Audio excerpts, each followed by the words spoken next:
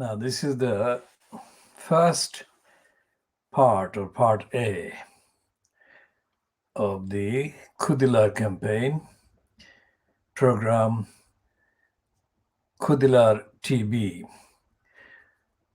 broadcast online, not on satellite or terrestrial, and broadcast daily from London, UK.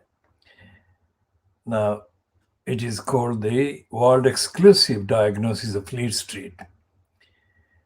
And the reason is no other program on any channel, any type, exists, as far as we know, that does the diagnosis over the length of time or intensely covering the contents of the corrupt Fleet Street newspapers. Now, this is linguistically completely corrupt and criminal distortion of the facts. It says, Boris says, youth deserve the nation's thanks. What does it mean? It's completely meaningless, corrupt, and criminal, and we shall be looking at that in some detail later. This is Sunday, the 7th of February 2021, and we are looking at ethically, diagnostically, at the Fleet Street newspapers. And by Fleet Street, of course, for anyone who is new to this, we refer to the newspapers printed, published from London addresses, and they're collectively known as Fleet Street newspapers because most of them, almost all of them, had been printed, published from the street called Fleet Street itself until they moved to different addresses.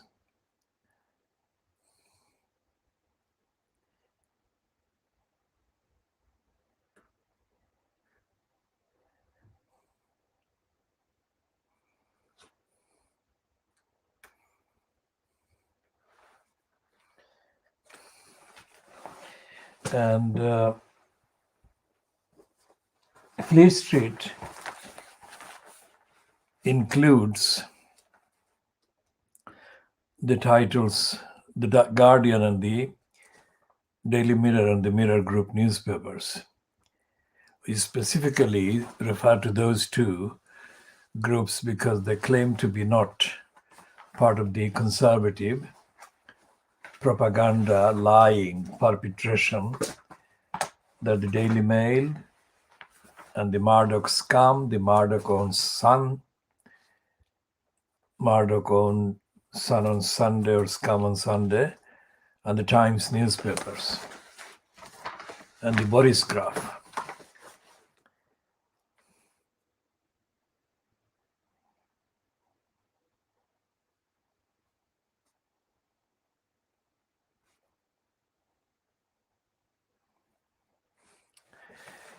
And they've got on the Observer's magazine, the review, news review, so-called.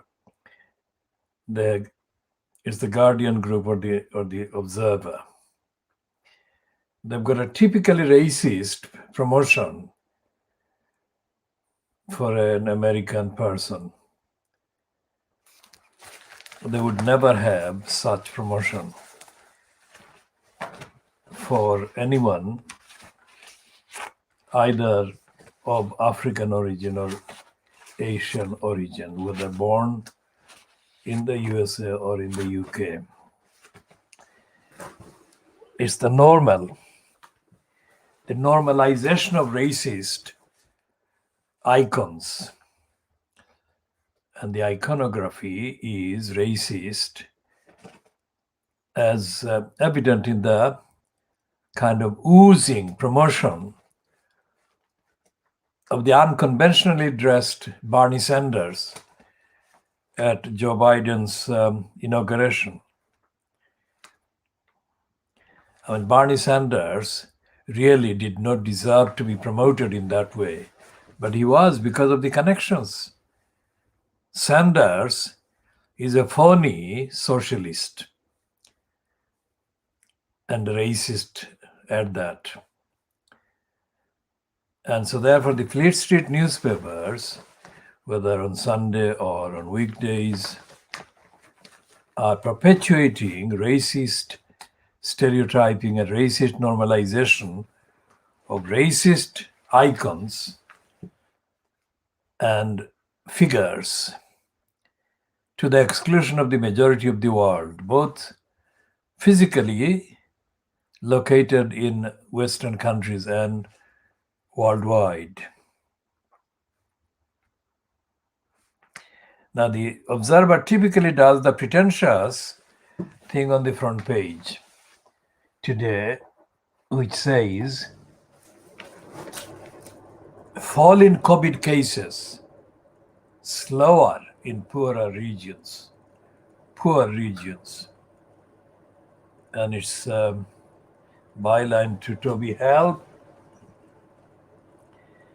and Robin McKee.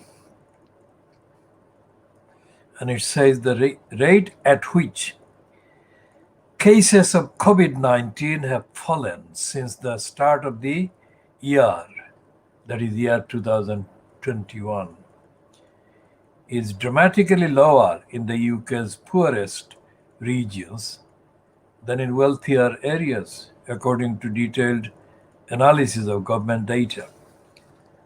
Now, this is not reporting, this is not journalism. This is propaganda or retailing the propaganda for the government and the status quo.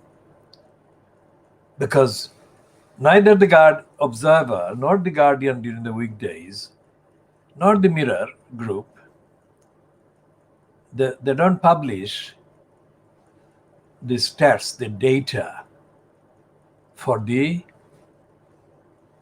regions in the UK, for the cities, for the streets, for the postcodes. So there is no way of knowing which part or parts they are referring to. And more critically, as they don't identify the actual roads, the streets, let alone stating the actual numbers of infections,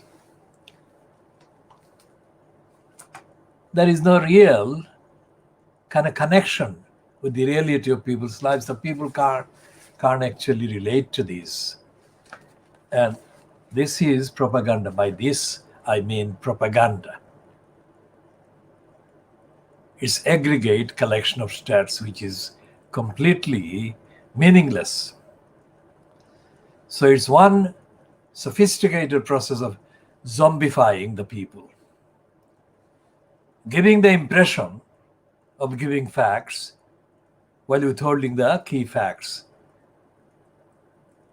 And it has been going on for too long. It has been going on, this kind of brainwashing, zombifying by the so-called press.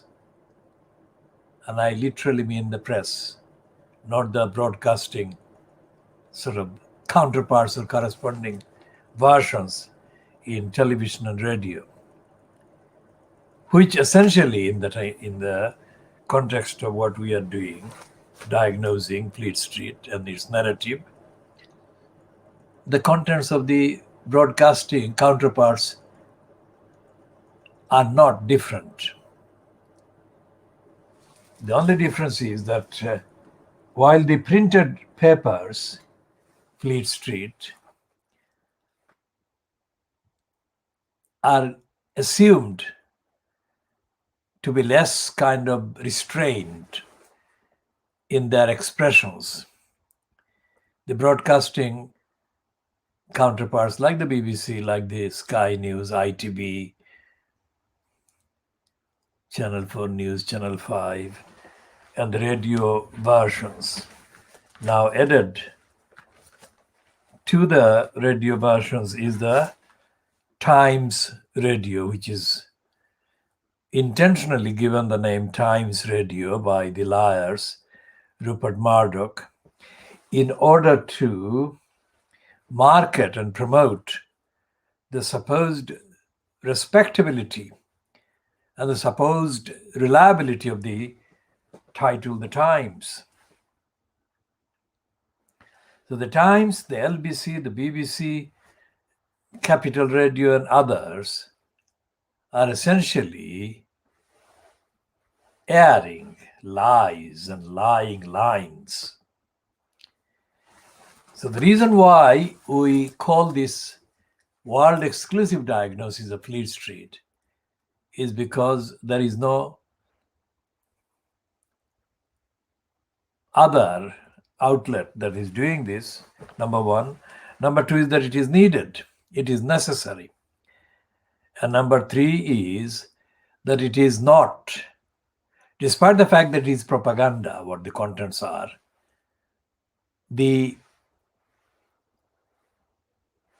identification of the bias and the lying is essential part of the protection of the right and the need to have the truth against the lies that the Fleet Street titles represent and have represented for hundreds of years. Of course, the numbers of titles have increased, and then now they're on the ebb. They're decreasing because, for example, the I newspaper survives from the kind of group that was the independent newspaper. I newspaper is no longer owned by the same group, but it was set up by the group that published the Independent, and the group is owned by the son of the former KGB man.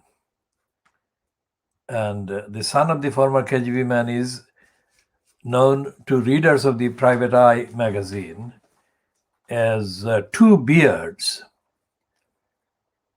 And he's now in the House of Peers,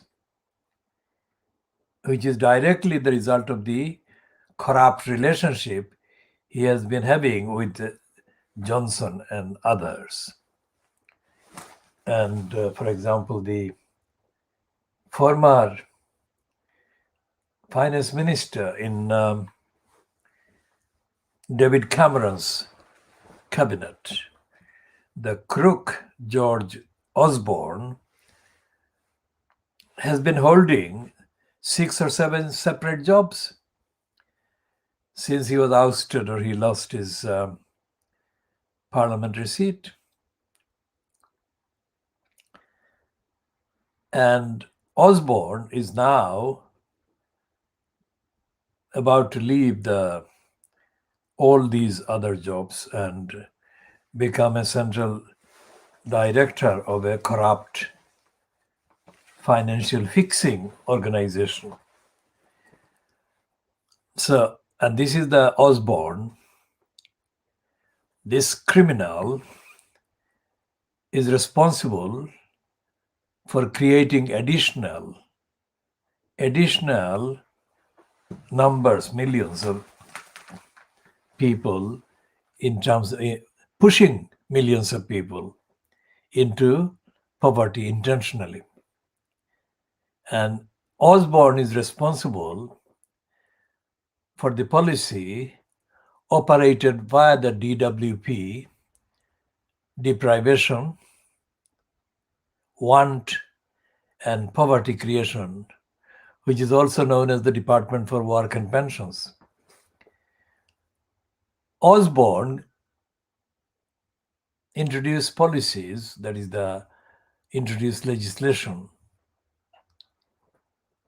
for pushing people in dire poverty into lack of any benefit, so that they would be forced to commit suicide because there was no other source of income for them to survive on.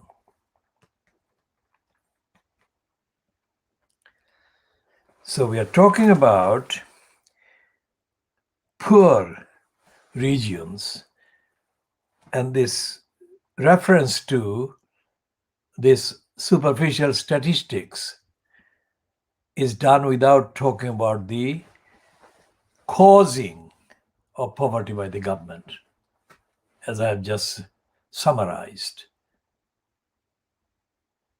That is the only tip of the iceberg. The observer also is running something that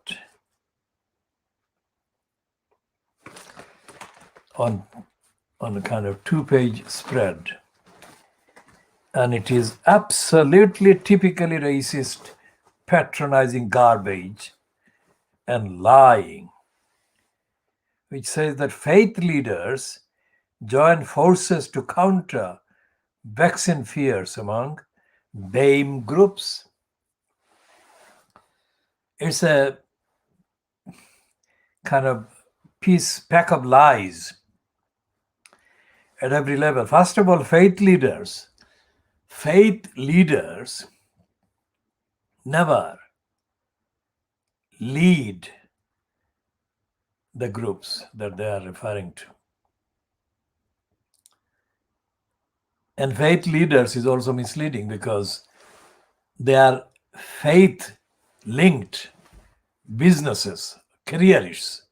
They're not leading anybody, except leading people astray in terms of the misleading kind of pronunciations and kind of falsify words in solidarity.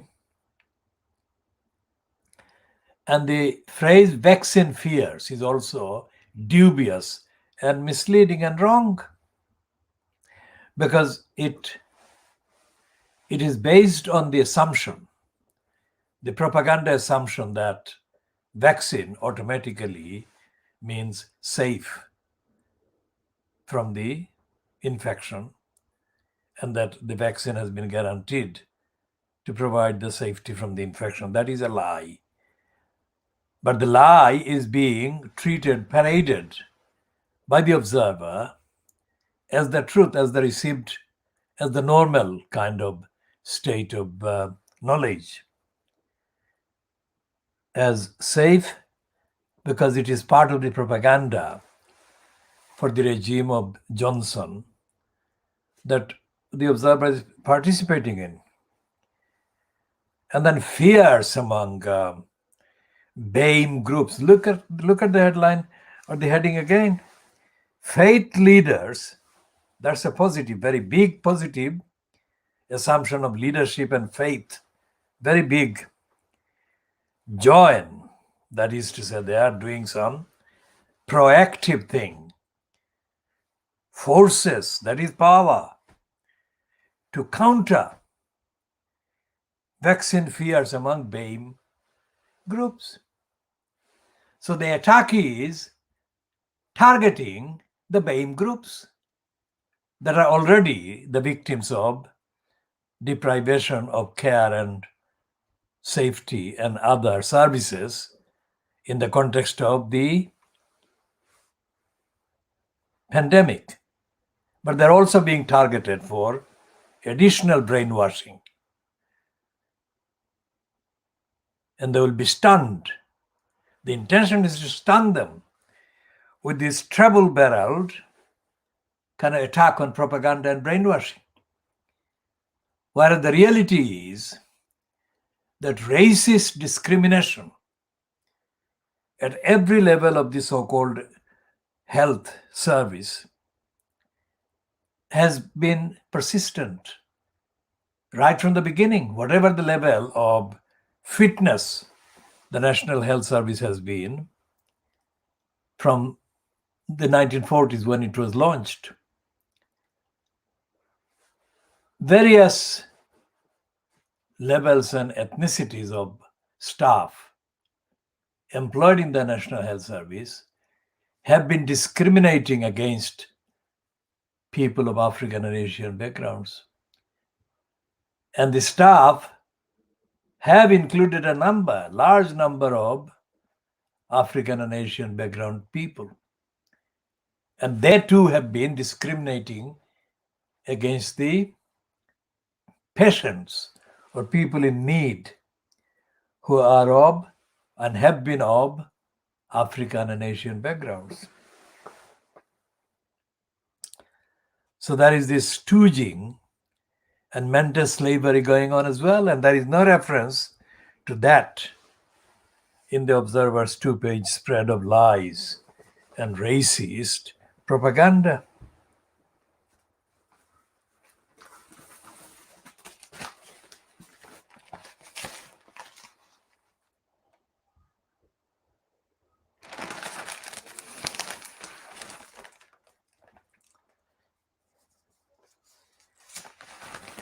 And remember what we said 2 days ago about Jackass Jackson. Jackass Jesse Jackson, we discussed the Jackass making a career of hope. I mean, he overdid the promotion of the word hope for about 3-4 years. He's not doing this anymore, but he did that for about 3 or 4 years, say 20 years ago, or between 20 and 30 years ago. Jackass Jackson is a shallow civil rights leader. He is not a leader against racism. He is a shallow careerist opportunist. And he made the word hope in the context of racism in the USA. He made that word hope as if it was something that was like a real delivered service of equality, fairness, and justice to the victims of racism in the USA. Of course, that black people that Jackass Jackson identified with are and remain the people mainly from the African origins, African Americans, Caribbean Americans, and so on. But the hope was a complete sham, which is what the sham of Jesse Jackass Jackson, that sham is being revived by the racists at the Observer today in London, because it quotes on the second page of the two-page spread. It says, within quotes, it quotes somebody saying, "It can be frustrating, but I feel like we are injecting hope. It is treating with contempt the people, African and Asian people, because it is asserting that the people, victims of racism and discrimination in the NHS and by the NHS, are already morose, mentally morose, intellectually morose, half, if not fully, mentally dead, and need injection by the racist controlled propaganda machine operated by the faith groups."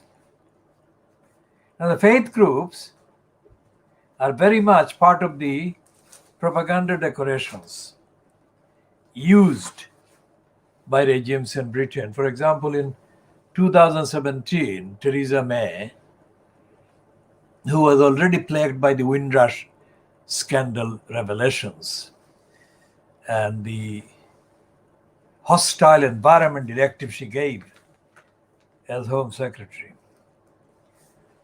she staged a series of diversity stunts, which included her inviting several mental slaves of African, mainly African kind of background, to number 10 Downing Street, where she staged the propaganda kind of do's, literally showing images of her sitting around a table with the invited mental stooges, mental slaves. And it was a diversity display. What we have said right from the beginning was that diversity was a parade. Diversity, as used or uttered and mouthed by Theresa May, was not about delivering accountability at any stage of the state or the state's agencies, but exploiting the fact that there was racism and discrimination and obstruction. She was then exploiting that fact to deny the actual fact, if that makes sense. Because she was saying diversity at a time when people were complaining that there were not enough people from the African and Asian backgrounds in key decision making in the state. So that was the criticism against her and the criticism against the conservatives. In fact, the criticism was against, validly levelable, applicable against the Labour named regimes in the UK. But she was definitely doing a brazen act of justifying discrimination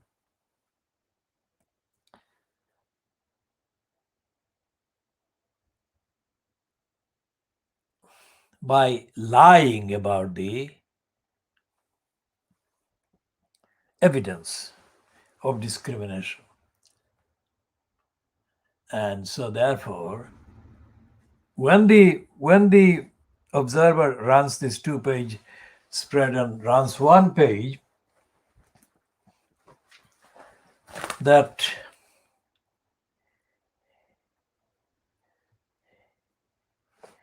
a vaccinator speaks anonymously to Jude Rogers about the challenges and rewards of delivering COVID jabs, that is the vaccine.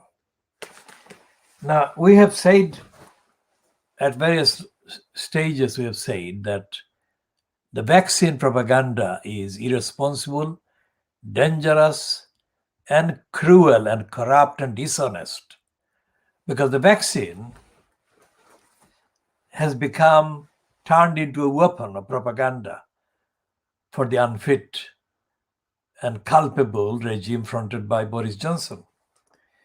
And in that abuse of the vaccine, they have abused the emergency and the kind of resurgence of the infections.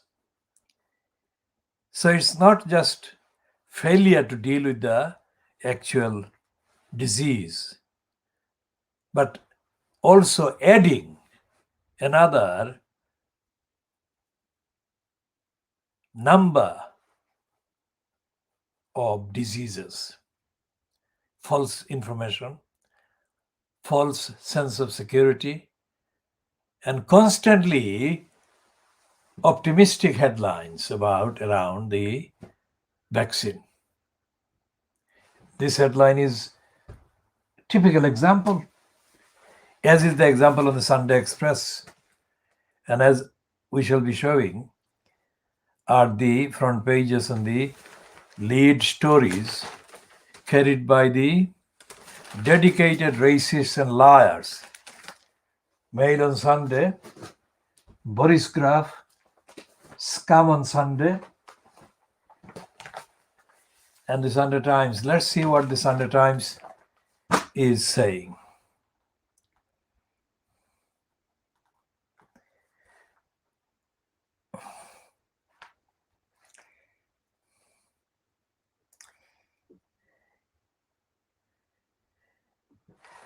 And there are absolutely every edition of the Fleet Street so-called newspapers contains contradictory items and contradictory contents in the same items.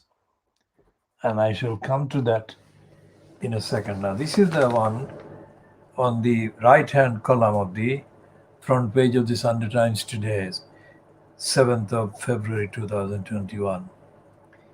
It says it's official. Delaying the second dose saves lives. Read that again. Delaying the second dose saves lives. So that's an admission. It's a complete criminal lying. If delaying the second dose saves lives, then what are they saying? The first dose shouldn't have been overhyped as it has been. And the first dose is not even supposed to reach most people for months. And there is no evidence, there is no scientific report about why they were able to kind of produce this vaccine in such a short time. What is different scientifically and in terms of safety, long term and short term and medium term,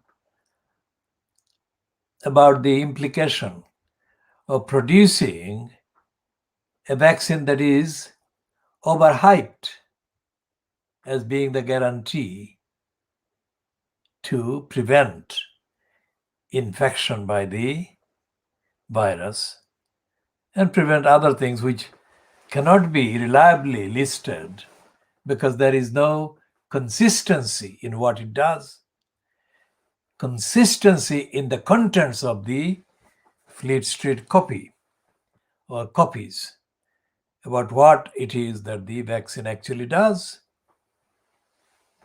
Because if there had been any factual report, as I have said, hasn't been, then this would not be the story at all, that delaying the second dose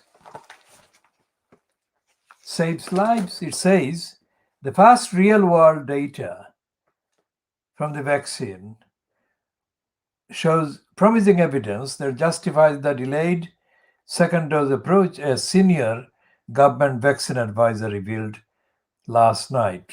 Well, it wasn't last night because this paper is printed during the late afternoon or early evening. So therefore, the conversation or the communication took place during the day, yesterday.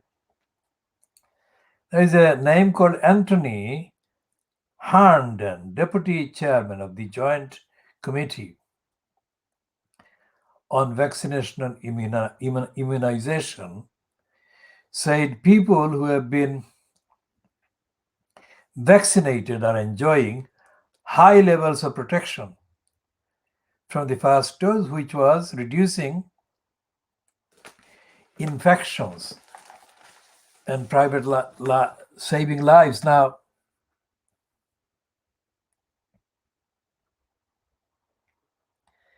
and it goes on to claim or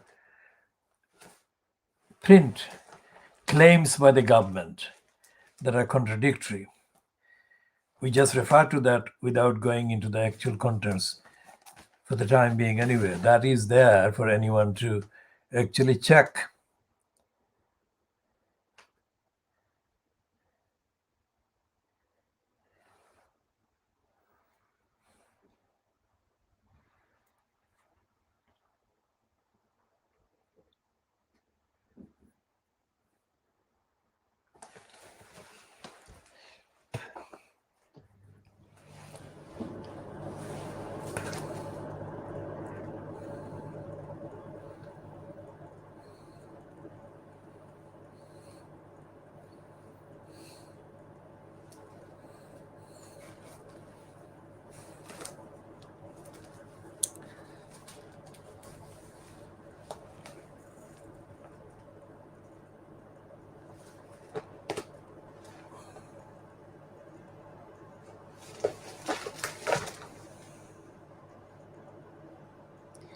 And the main front page item on the top of the Sunday Times is a falsified headline that falsely appears to be against corruption by Johnson's cabal. But actually, it's not at all against Johnson cabal's corruption. It says Johnson's aides links to both sides in Chinese embassy deal. So the Boris Johnson closest advisor helped broker China's purchase of its new embassy in London on behalf of the UK government, while being paid both by the property firm representing Beijing and the developer that sold the site for $255 million. Now, this is a site that is based in Tower Hamlets, in the kind of western fringe or western end of the borough's boundary, which is in a place called Royal Mint Court.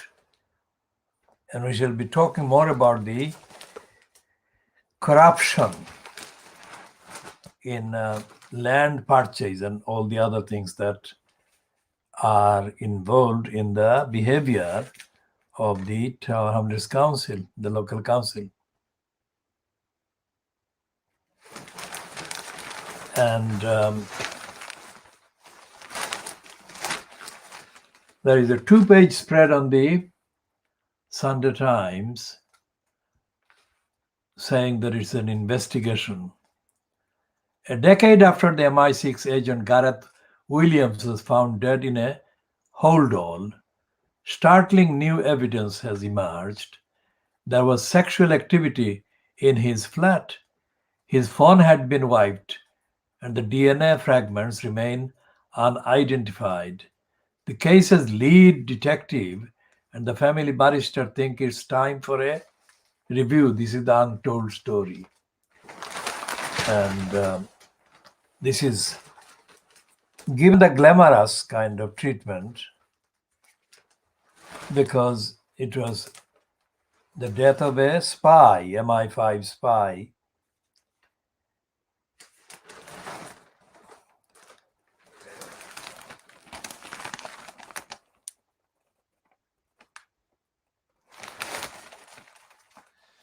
And there is a pro high-speed 2 kind of propaganda piece that accuses the activists camping out in a nature reserve,